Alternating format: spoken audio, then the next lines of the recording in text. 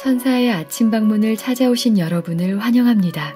오늘도 아침 예배 말씀으로 믿음과 위로의 시간을 갖게 되길 바랍니다. 성도 여러분 안녕하십니까?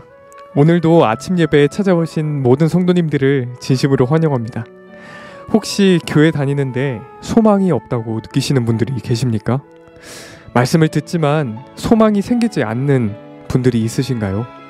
그런 분들에게 오늘 말씀이 꼭 전달되었으면 좋겠습니다.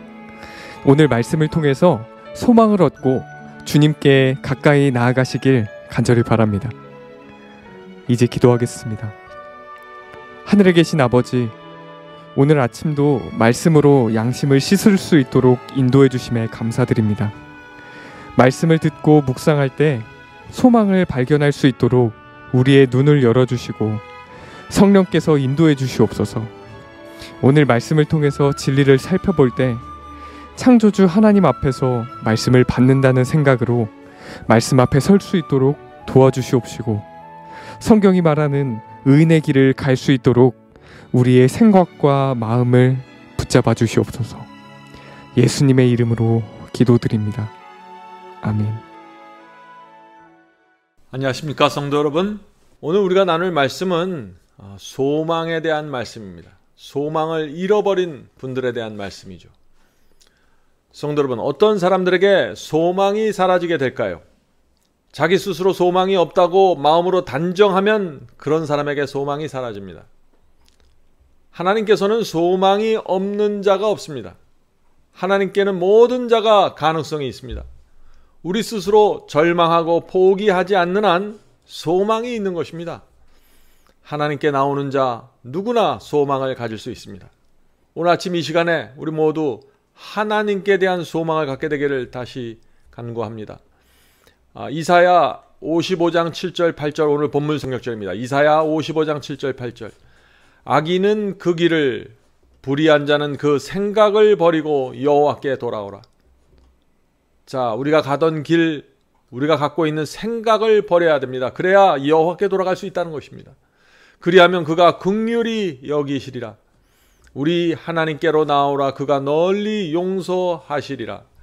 여호와의 말씀에 내 생각은 너희 생각과 다르며 내 길은 너희 길과 달라서.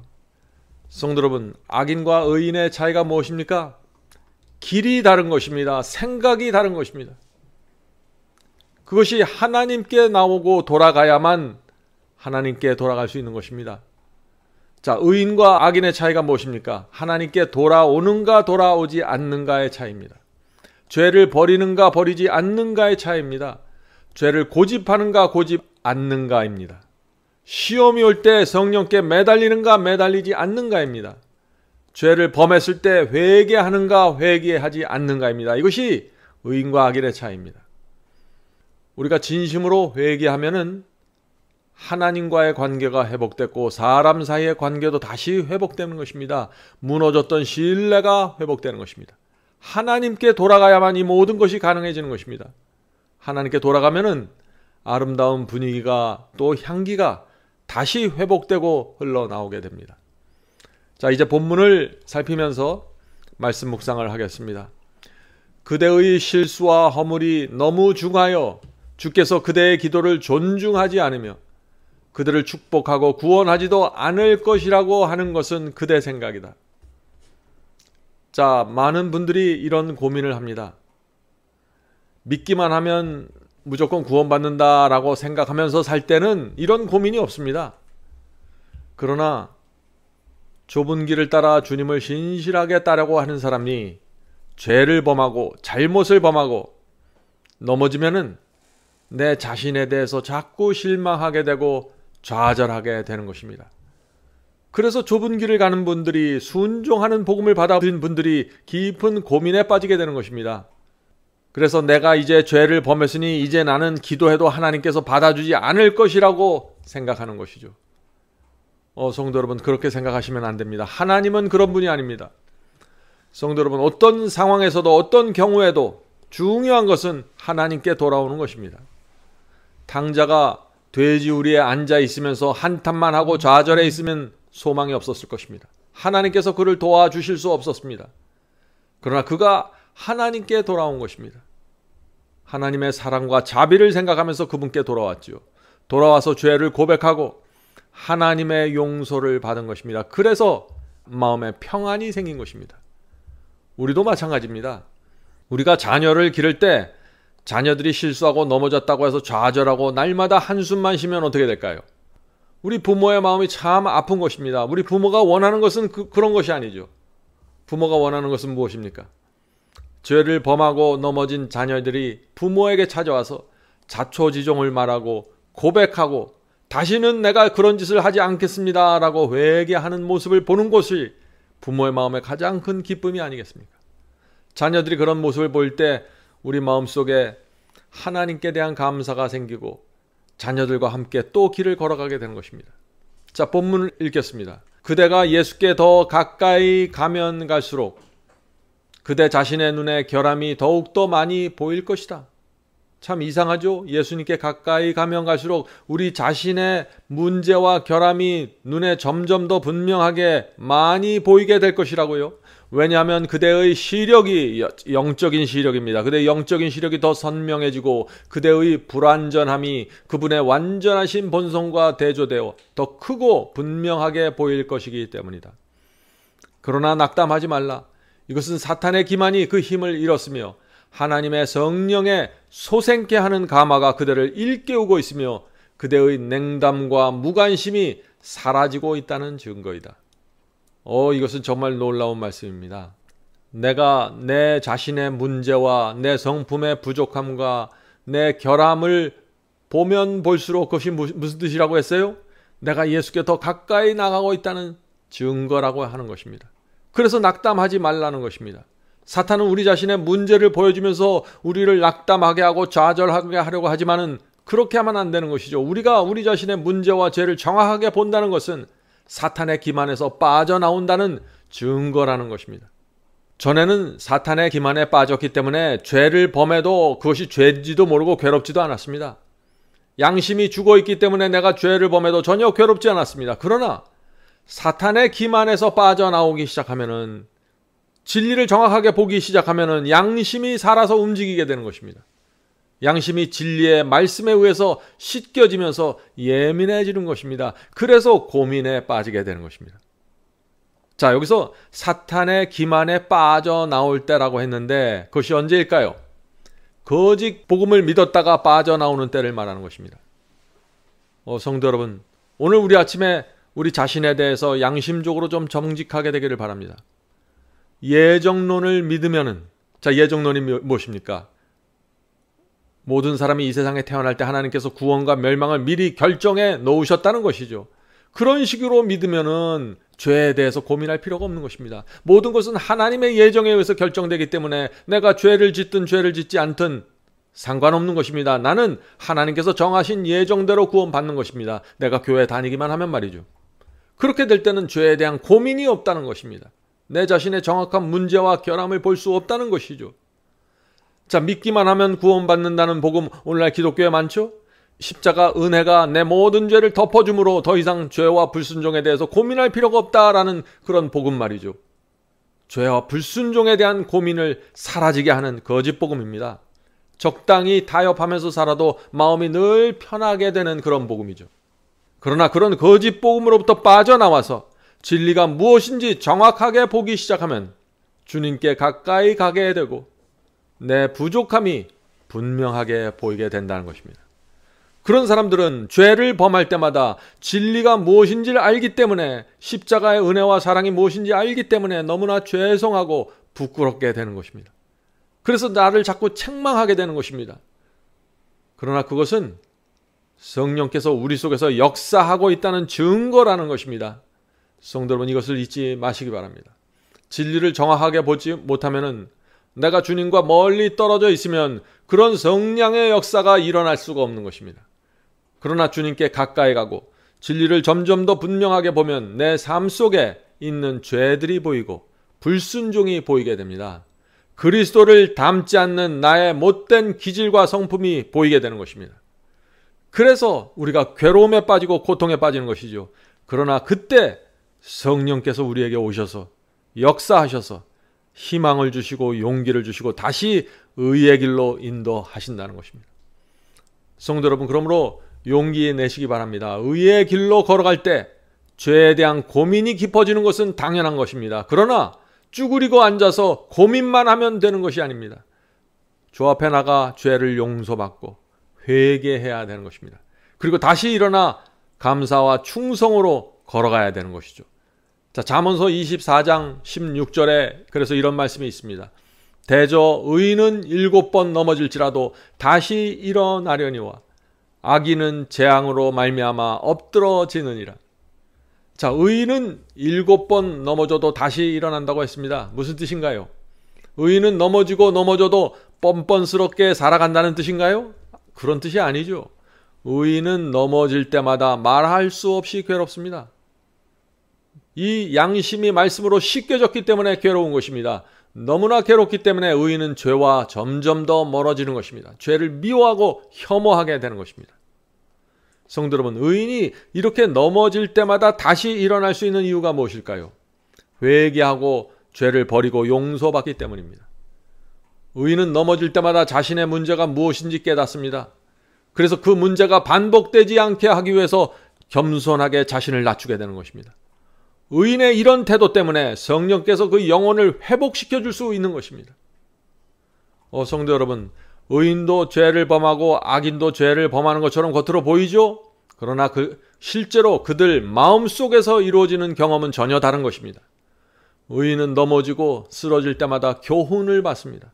내가 무엇을 고쳐야 하는지, 내가 저 형제를 위해서 내가 무엇을 해야 되는지, 내가 어떻게 살아야 되는지 넘어질 때마다 알곡으로 이고 가는 것입니다. 그러나 악인은 다릅니다. 악인은 넘어질 때마다 자기를 합리화하고 정당화시키기 때문에 아무것도 배우지 못하는 것입니다. 진정한 회개로 들어가지 못하게 됩니다. 이것이 가라지의 모습입니다. 자, 계속해서 본문을 보죠. 자신의 문제와 죄를 보지 못하고 깨닫지 못하는 사람은 주님을 사랑하는 사람이 아니다. 은혜로 변화된 영혼은 그리스도의 거룩한 품성을 흠모할 것이다.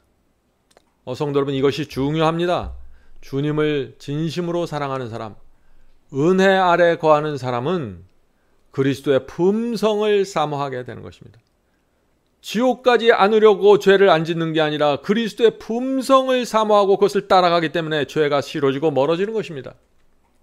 성도 여러분, 주님을 진짜 사랑하는 사람은 단순히 말씀에 순종하고 어떤 교리에 순종하고 죄를 범하지 않는 것만으로 만족할 수 없는 사람입니다. 주님을 사랑하는 사람은 끊임없이 하나님의 그리스도의 성품을 바라보고 닮으려고 하게 되는 것입니다. 자, 베드로후서 1장 4절이죠. 베드로후서 1장 4절입니다. 이로써 이 보배롭고 지극히 큰 약속을 우리에게 주사 이 약속으로 말미암아, 자, 주께서 우리에게 주신 이 큰 약속이 무엇인가요? 너희로 정욕을 인하여 세상에서 썩어질 것을 피하여 신의 성품에 참여하는 자가 되게 하려 하셨으니. 성도 여러분, 우리에게 주신 큰 약속이 무엇입니까? 신의 성품에 참여하는 자가 될 수 있다는 약속을 주신 것입니다. 신의 성품, 그리스도의 성품을 닮을 수 있다는 약속을 주신 것입니다. 이 약속이 우리 마음속에 새겨지면은 그리스도의 성품을 담기 위해서 내 모든 것을 드리게 되는 것입니다. 굴복하게 되는 것입니다. 베드로전서 2장 9절 보겠습니다. 베드로전서 2장 9절. 너희는 택하신 족속이요 왕같은 제사장들이요 거룩한 나라요 그의 소유가 된 백성이니 이는 너희를 어두운 가운데서 불러내어 그의 기이한 빛에 들어가게 하신 이의 아름다운 덕을 선포하게 하려 하심이라. 우리를 어둠 속에서 불러내신 이유가 무엇입니까? 우리를 바벨론의 어둠 속에서 불러내신 이유가 무엇이에요? 우리를 왕같은 제사장으로 삼으셔서 하나님의 아름다운 성품을 이방인들에게, 주변 사람들에게 전하고 선포하게 하기 위해서입니다. 성도 여러분, 우리가 왜 순종합니까? 우리가 왜 죄를 버리려고 합니까? 그리스도의 성품을 담고 싶기 때문에 그렇게 하는 것입니다. 자, 이제 이어지는 중요한 말씀이 있습니다. 그러나 우리가 자신의 도덕적 결함을 보지 못한다면 그것은 우리가 그리스도의 아름다움과 탁월함을 보지 못했다는 증거이다. 내 자신의 문제와 내 성품의 결함이 무엇인지, 내가 어떤 못된 기질을 갖고 있는지 이것을 보지 못하면 무슨 뜻이에요? 그것이 그리스도의 아름다운 성품과 그리스도의 위대함을 보지 못하고 있다는 증거라고요. 우리가 우리 자신에게서 자랑할 만한 것을 더 적게 보면 볼수록 우리는 구주의 무한한 순결함과 자애 가운데서 자랑할 것을 더욱더 많이 보게 될 것이다. 우리 자신의 죄된 모습은 우리로 하여금 죄를 용서할 수 있는 그분께로, 주님께로 나아가게 한다. 성도 여러분, 주님을 사랑하는 사람들은 두 가지를 보게 됩니다. 첫째는 주님이 얼마나 순결하고 자애로운 분인지 보게 됩니다.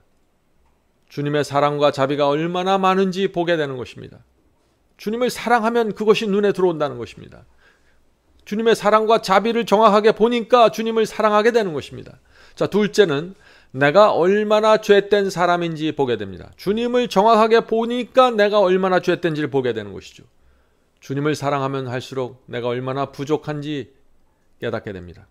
그러나 주님을 진심으로 사랑하고 주님을 진짜 아는 사람들은 절망하지 않습니다. 내가 얼마나 부족한지 알아도 절망하지 않는다는 것이죠.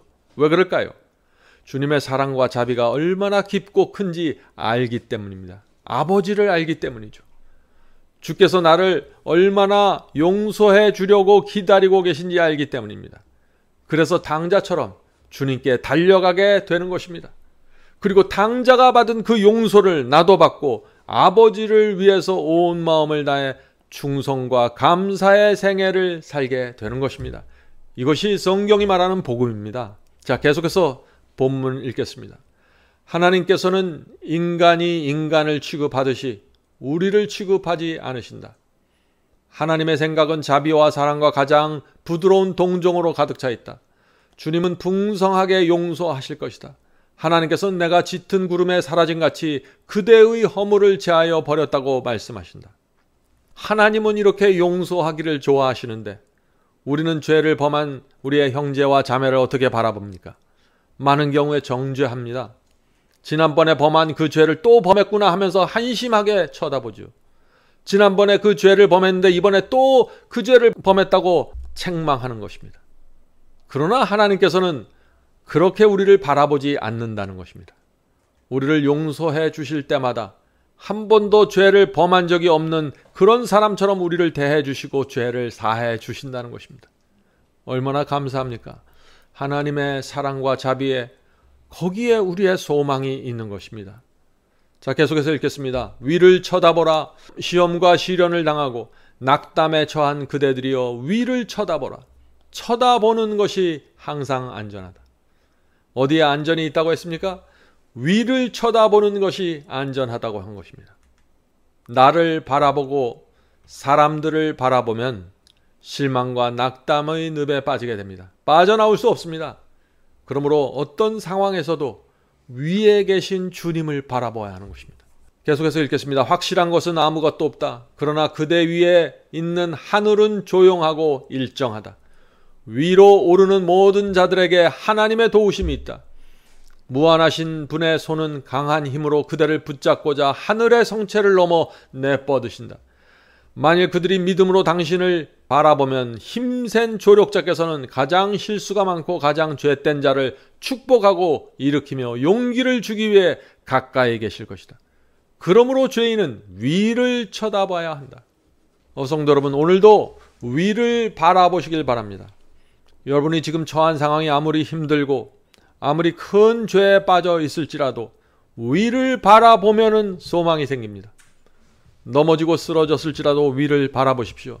주님의 사랑과 자비가 여러분을 향해서 기다리고 있습니다.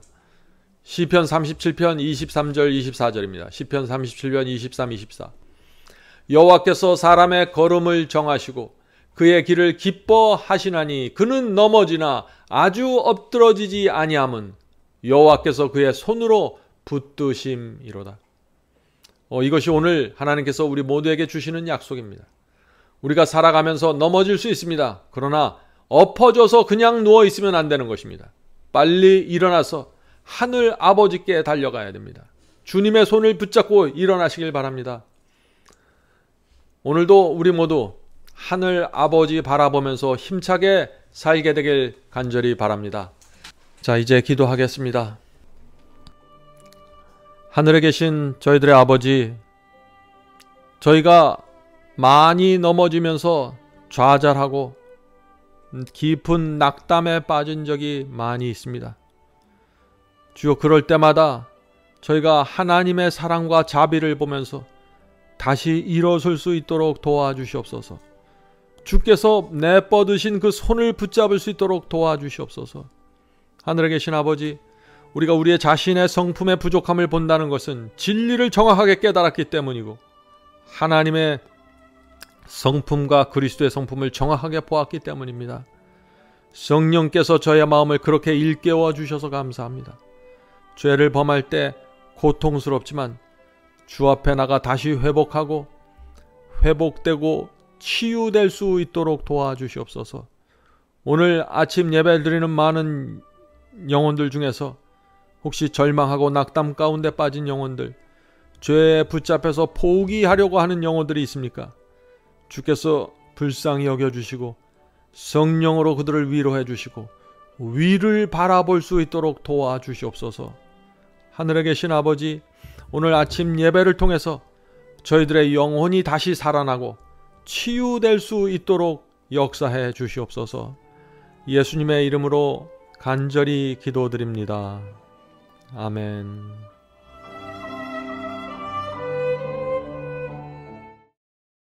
성도 여러분, 마지막 사명에서는 아침 예배 채널을 유튜브에서 별도로 운영하고 있습니다.